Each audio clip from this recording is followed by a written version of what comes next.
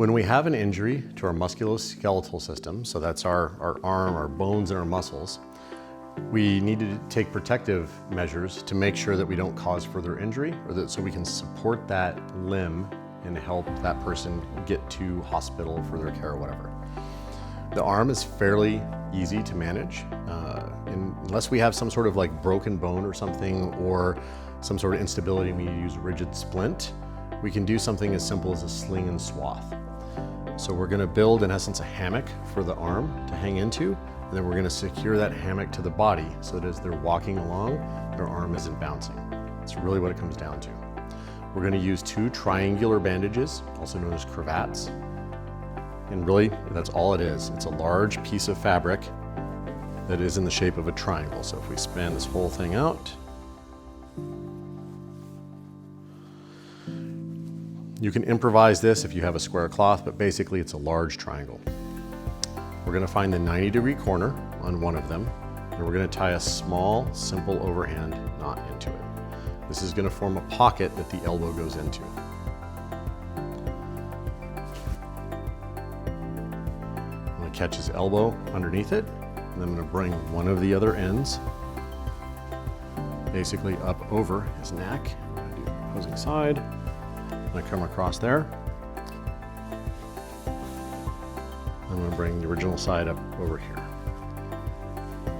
I need to straighten this material out because basically, like I said, I want to catch the whole arm in a hammock. I want to clean this up a little bit so it ties in here. And then I can adjust this. Now, how I want to have his arm is I don't want to have his arm dip down here, because if he has any sort of injury, the blood rushing into that area is going to make it more uncomfortable. So I want to try and keep his hand close to his heart. So I just need to kind of adjust my materials so I get to that point.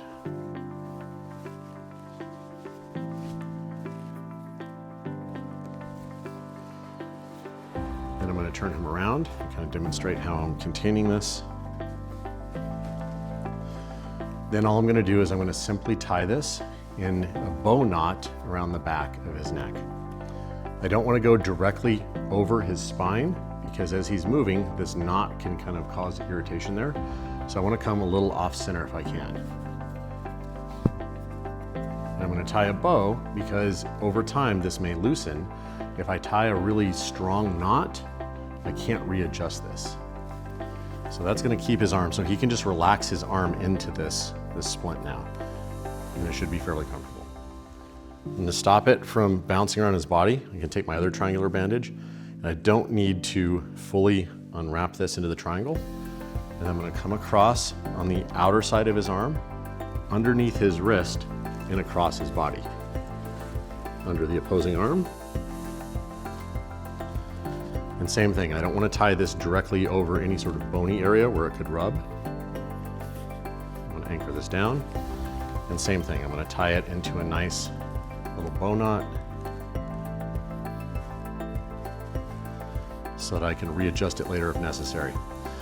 Now if he does feel there's some sort of rubbing, I can do some padding underneath here. So I can take a piece of a jacket if I need to cut something apart, right? I can put any kind of soft material under here to provide some padding, and I can do the same underneath the back of the neck.